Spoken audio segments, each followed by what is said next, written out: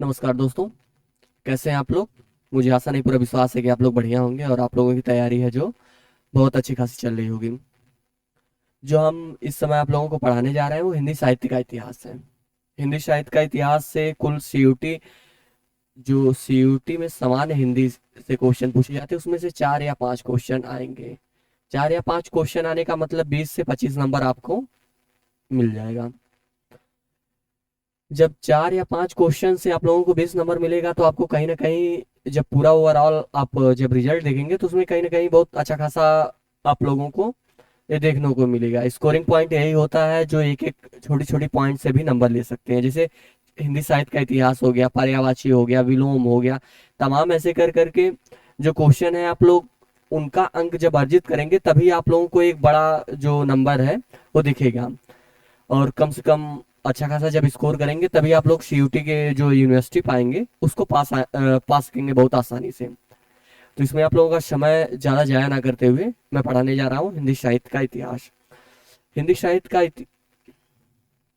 हिंदी साहित्य का इतिहास जो है, जो हिंदी साहित्य का इतिहास है, इसका काल विभाजन किसने किया। हिंदी साहित्य का अगर देखिए मुख्य रूप से काल विभाजन की बात की जाए तो हजारी प्रसाद द्विवेदी जी ने भी किया है, शुक्ल जी ने भी किया है, ये जॉर्ज ग्रियर्सन जी भी ने किया है और शिवजी सेंगर जी ने नहीं किया है। तो इसमें पूछा है हिंदी साहित्य का इतिहास का काल विभाजन किसने किया है। अगर मान लीजिए काल विभाजन सर्वप्रथम पूछा जाए तो ग्रियर्सन जी ने, और जो सर्वमान्य जो है इन्होंने टोटल 12 कालों में विभाजन किया। लेकिन अगर यहाँ से जो हिंदी साहित्य का काल विभाजन किसने किया है वो आचार्य रामचंद्र शुक्ल जी होंगे, क्योंकि इन्हीं की एक पुस्तक है हिंदी हिंदी हिंदी साहित्य का इतिहास। इतिहास 1929 में नागरिक प्रचारणी सभा, नागरिक प्रचारणी सभा काशी से प्रकाशित हुई। यहाँ पे नागरिक प्रचारणी का सभा काशी से प्रकाशित हुई, जिसको हिंदी साहित्य का काल विभाजन आचार्य रामचंद्र शुक्ल जी ने किया। 4 भागों में विभाजन किया। आदिकाल, पूर्व मध्य काल, आदिकाल वीरगाथा काल, पूर्व मध्य काल भक्ति काल होता है, उत्तर मध्य काल रीति काल, आधुनिक काल, गद्य काल, 4 कालों में विभाजन किया है। ठीक है। ऑप्शन नंबर ए, हिंदी साहित्य का इतिहास का काल विभाजन जो सर्वमान है आचार्य रामचंद्र शुक्ल जी ने किया है और सबसे पहले ग्रियर्सन जी ने किया है। ठीक है।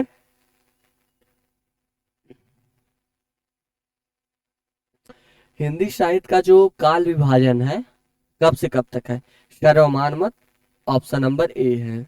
इसमें विक्रम संवत होगा, विक्रम संवत 1050 से लेके 1375 संवत तक। ठीक है। ऑप्शन नंबर एक सही होगा।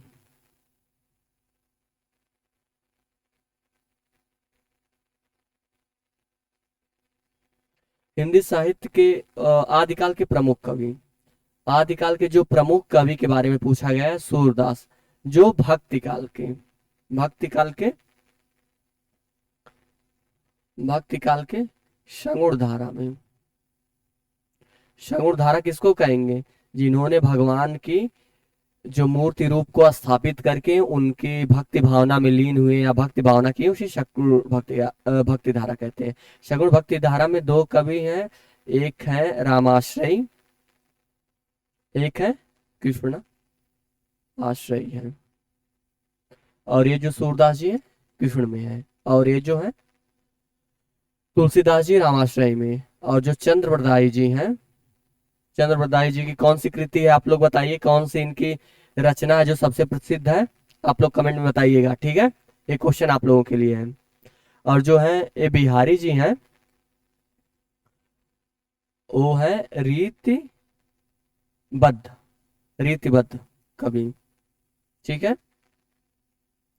इसका पूछा जाएगा आदिकाल के प्रमुख कवि कौन है, तो है ऑप्शन नंबर सी,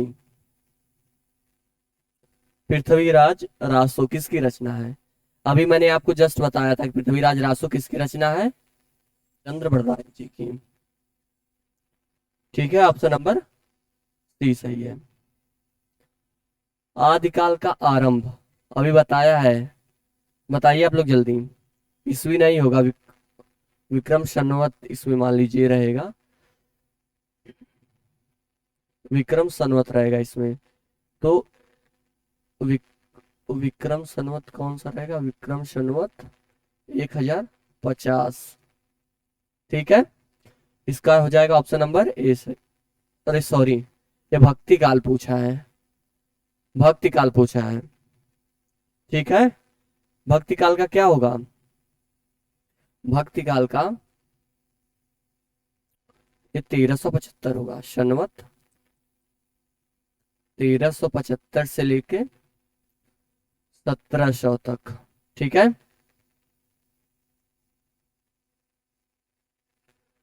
भक्ति काल को कितने भागों में बांटा गया है, जो भक्ति काल है, जिसे मान लीजिए यहाँ पे स्ट्रक्चर पूरा बता दे रहा हूँ।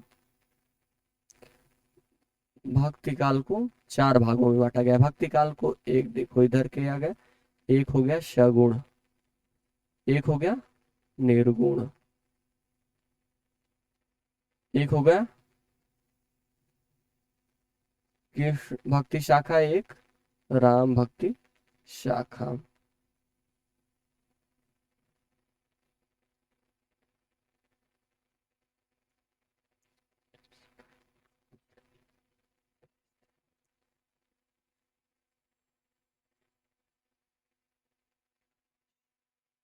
राम, सॉरी, प्रेमाश्रय,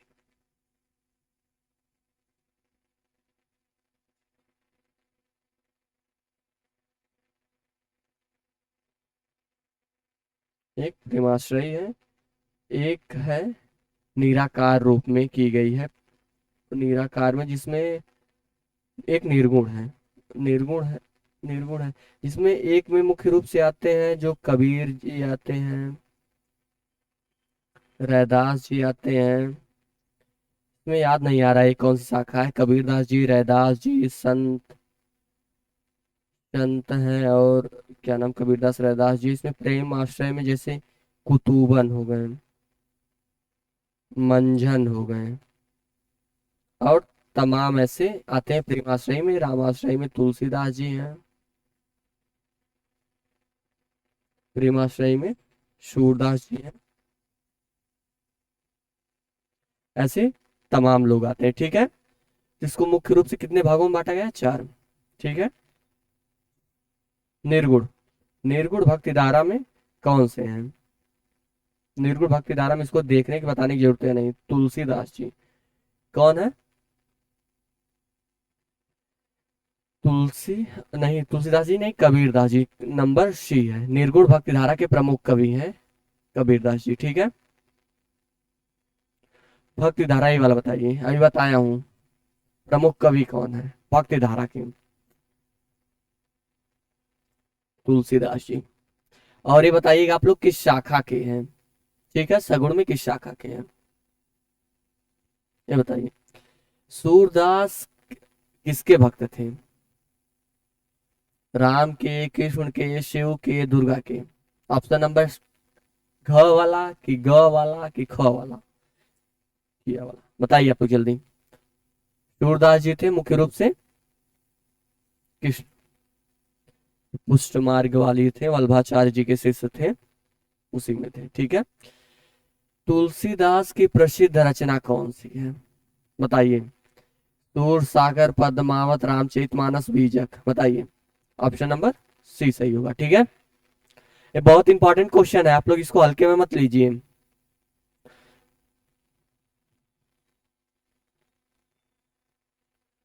रीतकाल, रीतकाल का समय क्या है, 1050 से 1375, 1375 से लेके 1700, 1700 से 1900, 1900 से अब तक।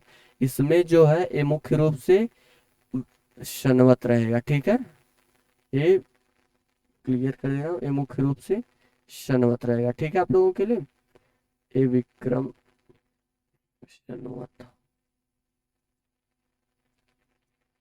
ठीक है, ईस्वी नहीं रहेगा। ये हो जाएगा आदिकाल, ये हो जाएगा भक्ति काल, भक्ति काल, ये हो जाएगा रीति काल, ये आधुनिक काल।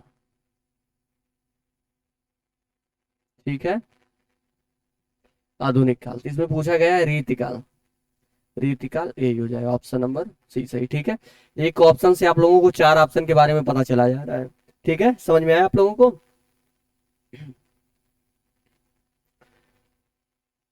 रीतिकाल के प्रमुख कवि थे भारतेंदु, आधुनिक काल के महावीर प्रसाद, आधुनिक काल के जयशंकर, आधुनिक काल के ये जो है रीतिकाल के रीतिबद्ध,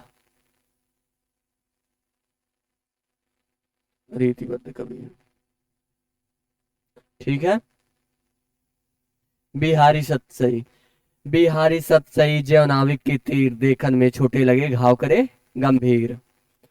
किसके सतसई के बारे में कहा गया है? बिहारी सतसैया ज्यों नाविक के तीर देखन में छोटे लगे घाव करे गंभीर। ठीक है, बड़े न होंजे गुड़ बिनन विरद बढ़ाई पाए कहत धतूरे शो कनक गहनो ना गढ़ियो जाए। किसने कहा है? बिहारी जी। ठीक है, आधुनिक काल अभी आप लोगों को बताया था, आधुनिक काल यहां से माना गया है, ये सन 1900 से। ठीक है,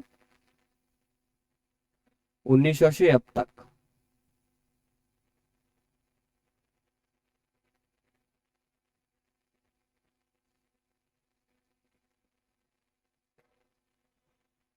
इसको बताइए कितने भागों में विभाजन किया गया है?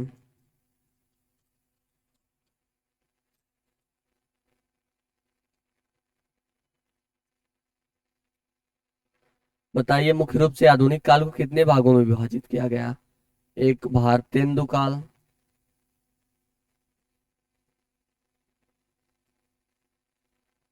द्विवेदी युग, छायावाद, प्रयोगवाद, प्रगतिवाद,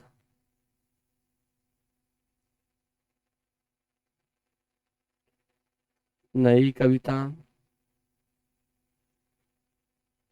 शाठोत्तरी,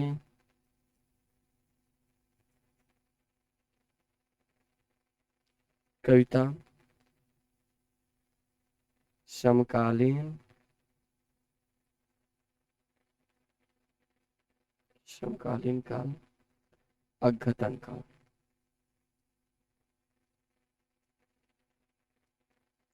अद्यतन काल, एक दो तीन चार पाँच छः सात आठ नौ। जो आधुनिक काल को मुख्य रूप से इतने कालों में विभाजन किया गया है। जो नागरिक प्रचार सभा, नागरिक प्रचार सभा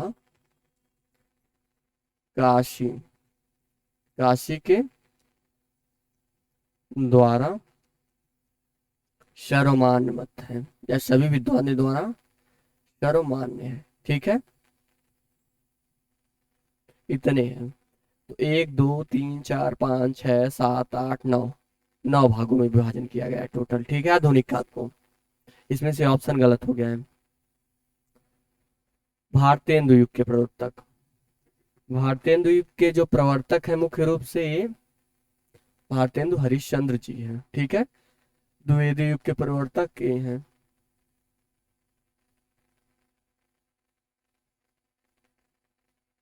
ठीक है, ऑप्शन नंबर सी सही। द्विवेदी युग के प्रमुख प्रमुख लेखक ये हैं जयशंकर प्रसाद। ये मुख्य रूप से ये दोनों छायावाद के प्रमुख जो स्तंभ के रूप में जाना जाता है, इनको जाना जाता है। ठीक है, ऑप्शन नंबर सी सही। छायावाद काव्य की प्रमुख विशेषता क्या है?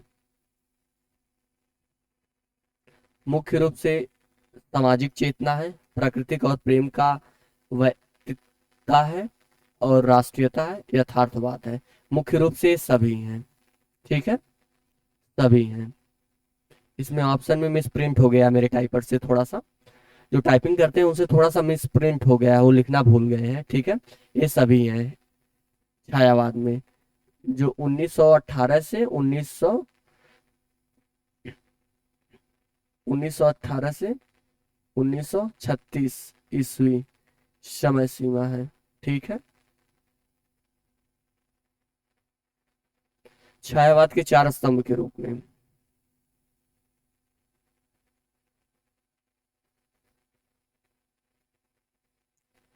प्रसाद जी हैं, पंत जी हैं, निराला जी हैं, महादेवी वर्मा जी हैं। छायावाद के प्रमुख चार स्तंभ कौन है? प्रसाद जी हैं, पंत जी हैं, निराला जी हैं, महादेवी वर्मा जी हैं, ठीक है। प्रगतिवादी काव्य धारा के प्रमुख लेखक, प्रगतिवादी काव्य धारा के प्रमुख लेखक हैं अज्ञे जी, ठीक है।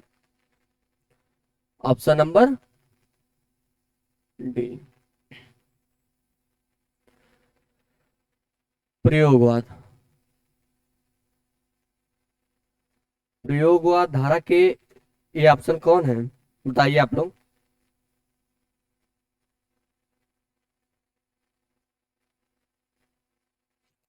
प्रयोगवाद धारा के प्रवर्तक कौन है?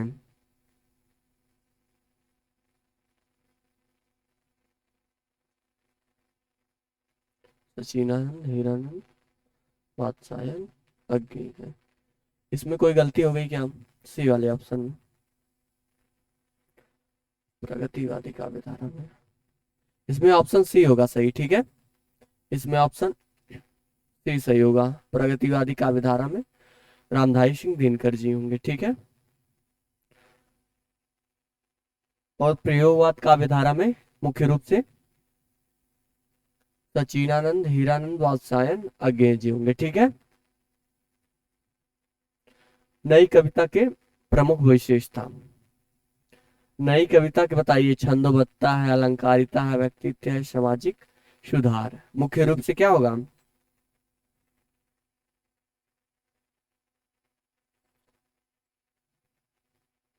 ऑप्शन नंबर सी सही होगा, ठीक है।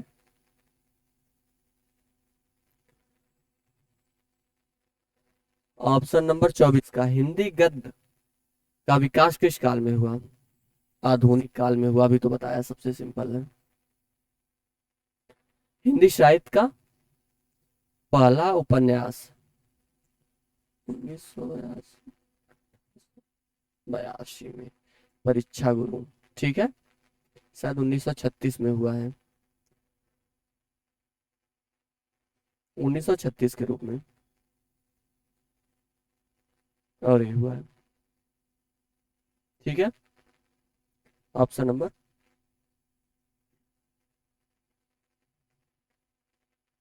परीक्षा गुरु किसकी रचना है? इसको तो आप देखते ही बता दीजिए, श्रीनिवास दास जी। ये बहुत इजी है, ठीक है।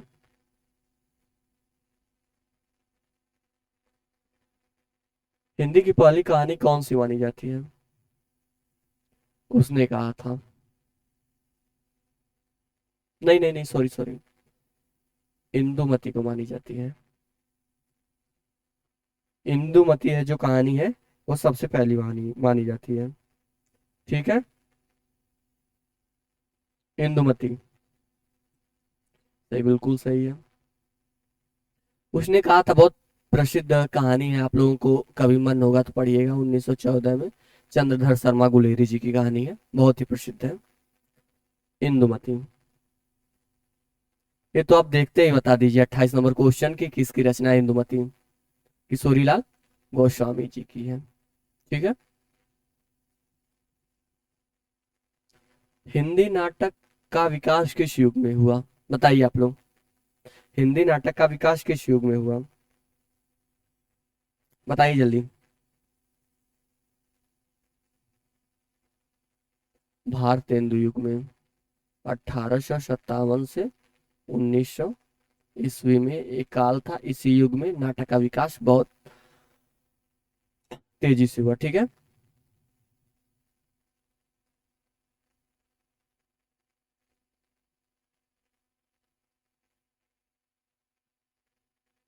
बताइए भारतेंदु हरिश्चंद्र की प्रसिद्ध नाटक कौन सा है? भूस्वामिनी, स्कंदगुप्त, चंद्रगुप्त, अंधेर नगरी। बताइए बताइए बताइए जल्दी। ये तीनों जो रचना है मुख्य रूप से ये जयशंकर प्रसाद जी की है। जयशंकर प्रसाद जी। ठीक है। और जो ऑप्शन नंबर सी, शायद 1971 में कि 72 में, कंफ्यूजन है, लेकिन इसको यही वाला होगा। ठीक है, ऑप्शन नंबर सी।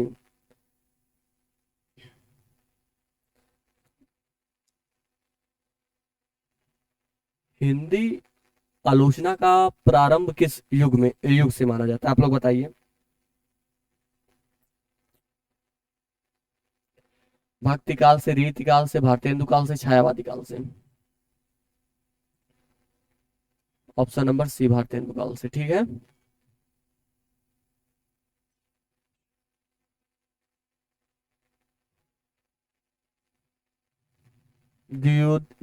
द्विवेदी युग के प्रमुख आलोचक कौन थे? रामचंद्र शुक्ल जी, हजारी प्रसाद द्विवेदी, महावीर प्रसाद द्विवेदी, नंदुलारे वाजपेयी? कौन है बताइए। बताइए जल्दी जल्दी।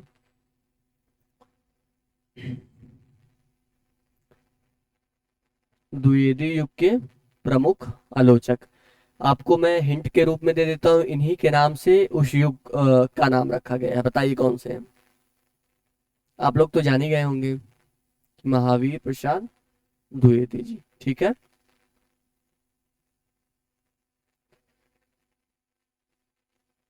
शुक्लोत्तर युग की प्रमुख इतिहासकार कौन है? इतिहासकार बताइए।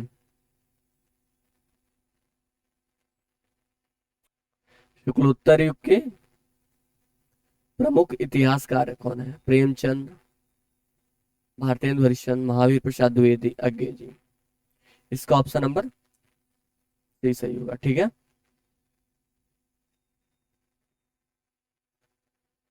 प्रेमचंद किस प्रकार के उपन्यासकार थे? रोमांटिक, मनोवैज्ञानिक, सामाजिक यथार्थ, ऐतिहासिक?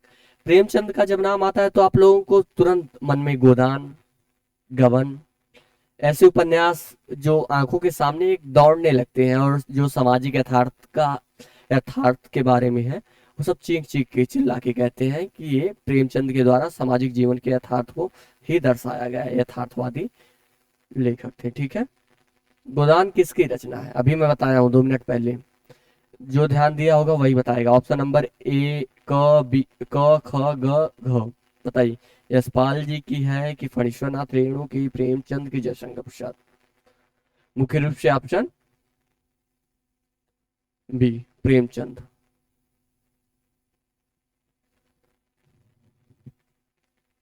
किस उपन्यास जयशंकर प्रसाद का प्रसिद्ध नाटक कौन सा है? इतने इजी क्वेश्चन आएंगे आप लोगों को सीयूटी में, देख लीजिए। आप लोग बताइए जल्दी से। अंधेर नगरी, भारतेंदु भारत दुर्दशा, स्कंदगुप्त, आधे अधूरे? बताइए।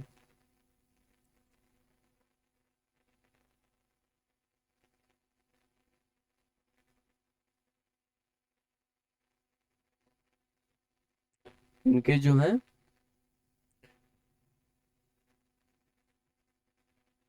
स्कंदगुप्त होंगे। ठीक है। आषाढ़ का एक दिन, बहुत ही एक प्रसिद्ध, आषाढ़ के एक दिन देखते ही सब लोग बता देंगे, मोहन राकेश। ठीक है। ये आगरा का बाजार की, आगरा बाजार करके है, अभी तन्वी जी का। ठीक है। हिंदी साहित्य में जीवनी साहित्य का विकास किस काल में हुआ? बताइए। ये बहुत इजी क्वेश्चन है। बताइए आप लोग। हिंदी साहित्य के आदिकाल में, भक्ति काल में, द्विवेदी काल में, छायावादी युग में? ऑप्शन नंबर सी, द्विवेदी युग में। ठीक है।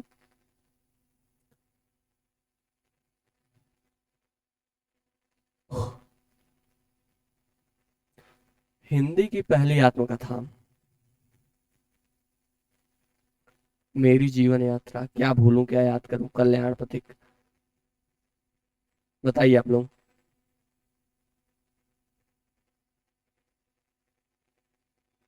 हिंदी का पहली आत्मकथा कौन सी मानी जाती है? सत्य का प्रयोग महात्मा गांधी जी की है, मेरी जीवन यात्रा राहुल संस्कृत्यायन जी की है, और शायद ये 1946 में है, 1969। क्या भूलूं क्या याद करूं, चार इनकी जो जीवनी, क्या भूलूं क्या याद करूं, नीड़ का निर्माण, बसेरे से दूर, 10 द्वापन से द्वार तक, ऐसे करके चार इनके उपन्यास है हरिशंकर हरिवंश राय बच्चन जी के। हरिवंश राय बच्चन जी के ये कहाँ के निवासी थे मुख्य रूप से? हरिवंश राय बच्चन जी मुख्य रूप से आपके यूपी 62 यानी जौनपुर के। ठीक है। तो जो पहली मानी जाती है आत्मकथा, वो ऑप्शन नंबर ये है। ठीक है, आगे बढ़िए। यात्रा साहित्य के प्रमुख लेखक कौन से हैं? यात्रा साहित्य का जब नाम आता है तब आप तुरंत ही देखते ही बता सकते हैं, यात्रा साहित्य के प्रमुख लेखक जो हैं राहुल सांकृत्यायन जी हैं। ठीक है। इनकी अभी एक प्रसिद्ध यात्रा है जीवन यात्रा की, मेरी जीवन यात्रा। बोलगा से लेके गंगा तक, बोलगा जो रूस की प्रसिद्ध है, और गंगा जो है भारत की, वहां से रूस से लेके भारत तक है। इनकी बहुत सारी प्रसिद्ध रचनाएं हैं जो यात्रा वृत्तांत पे हैं। रिपोतार्ज, रिपोतार्ज विधा का प्रारंभ कब हुआ? बताइए। रिपोतार्ज प्रारंभ रिपोतार्ज लेखन का प्रारंभ कब हुआ? बताइए। प्रगतिवाद में। ऑप्शन नंबर घ।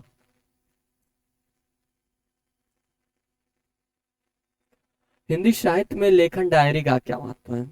बताइए। लेखन डायरी का क्या महत्व है? कल्पनाशील। देखिए, जब बात कल्पनाशील की जाती है तो लेखक अपने जो उपन्यास लिखते हैं या कहानियां लिखते हैं उसमें कल्पना का भरपूर विकास आप देख सकते हैं।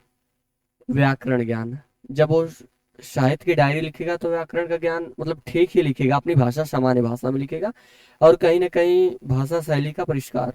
हाँ, भाषा शैली का भी प्रयोग देखने को मिल सकता है, लेकिन जो मुख्य रूप से बढ़िया उत्तर जो सबसे श्रेष्ठ माना जाएगा वो अतरंग लेखक के अतरंग जीवन परिचय के, लेखक के अतरंग जीवन और समकालीन समाज के बारे में बताया जाएगा। ठीक है। हिंदी की प्रमुख पत्रिका कौन सी है? मुख्य रूप से ये होंगे हंस, सरस्वती, चांद। हंस तो जानते हैं, सरस्वती जानते हैं, चांद महादेवी वर्मा जो 1920 में प्रकाशित करवाई आप लोग जानते हैं, हंस 1930 में प्रेमचंद, और सरस्वती, सरस्वती शायद 1900 में प्रकाशन हुई, 1900 में प्रकाशन हुआ इसका, इस तरह करके है। और ए और बी होगा जो प्रमुख पत्रिकाएं के रूप में आती है। सरस्वती, सरस्वती पत्रिका का संपादन किसने किया? सरस्वती पत्रिका का संपादन किसने किया, बताइए आप लोग। ऑप्शन नंबर ए होगा कि बी होगा कि सी होगा कि डी होगा? घ। ठीक है। साहित्य अकादमी का पुरस्कार किस क्षेत्र में दिया जाता है? देखते ही आप लोग इसको मारिए, इसको सोचने समझने का कुछ बताने का तरीका नहीं है। ठीक है। ज्ञानपीठ, ज्ञानपीठ का नाम आ जाता है आप लोग तुरंत ही जान जाइए कि साहित्य अकादमी। ठीक है। हिंदी साहित्य के लेखन की प्रमुख परंपरा कौन सी है? परंपरा कौन सी है? वर्णानुक्रम, कालानुक्रम, ये क्या वैज्ञानिक है, और इसी में सबसे एक प्रमाणित जो होती है विधेयवादी, विधेयवादी पद्धति होती है। ठीक है। मुख्य रूप से सभी हो जाएंगे। ठीक है।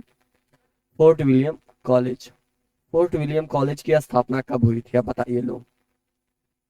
फोर्ट विलियम कॉलेज की स्थापना हुई थी, इसके बारे में थोड़ा सा पढ़िएगा, इसमें कौन से कौन अध्यापक थे, प्राध्यापक थे, ये भी आपको बताना है। ठीक है। तो 1800 में हुआ था, और ये कहाँ हुआ था? कोलकाता में। कोल, कोल, कोलकाता बोलेंगे शायद।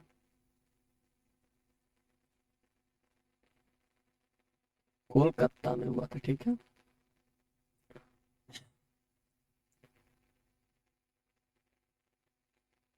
नागरी पिचाणी। देखिए नागरी पिचाणी सभा जब मैं कितनी बार बताया हूँ तो उसके साथ काशी लगाया, नागरी पिचाणी सभा काशी। इसका जो प्रकाशन जो छानबीन का चला 1900 से लेके जो 1921 तक कि 20 तक ऐसे चला, ठीक है। यहाँ तक मुख्य रूप से इसकी खोज का जो खोजने की प्रमुख पत्रियां थी या पांडुलिपियां थी उसी को खोजा गया, जो काशी में वाराणसी में है, इस समय उत्तर प्रदेश के अंतर्गत आता, ठीक है।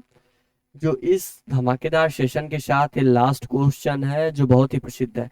हिंदी साहित्य के विकास में किन संस्था का योगदान रहा? फोर्ट विलियम कॉलेज का, नागरी पिचाणी सभा का, हिंदी साहित्य अकादमी का। इसका 1954 में नई दिल्ली, नागरी पिचाणी का सभा काशी में, कोलकाता में। उपयुक्त सभी। इस तरह आप लोगों के जो हिंदी साहित्य का इतिहास है मुख्य रूप से वो खत्म होता है। इस शानदार सेशन है, इसको सभी को पढ़िएगा, जो बताएं उसको नोट डाउन करिएगा, बढ़िया से लिखिएगा। और जो आपके पास जो मॉक टेस्ट के लिए बुक लिए हैं या किताब लिए हैं उसको बढ़िया से पढ़ते रहिए और इसी तरह से अपनी तैयारी को जोरदार तरीके से करते रहिए, क्योंकि अब सीयूटी के एग्जाम बहुत ज़्यादा दिन मतलब नहीं बचे हैं, एग्जाम ज़्यादा दूर नहीं है। आप लोग जो कुछ पढ़े उसको रिवाइज करिए, पैनिक बिल्कुल मत होइएगा। एग्जाम में जो कुछ होगा बहुत बढ़िया होगा, जो मेहनत किया होगा वो उसके हकदार होगा और वो डिजर्व भी करेगा कि बढ़िया यूनिवर्सिटी उसको मिले, ठीक है। तो आप लोग अपनी तैयारी में कहीं भी कमी मत रखिएगा और तैयारी को भरपूर तरीके से करते रहिएगा, ठीक है। तो थैंक यू दोस्तों।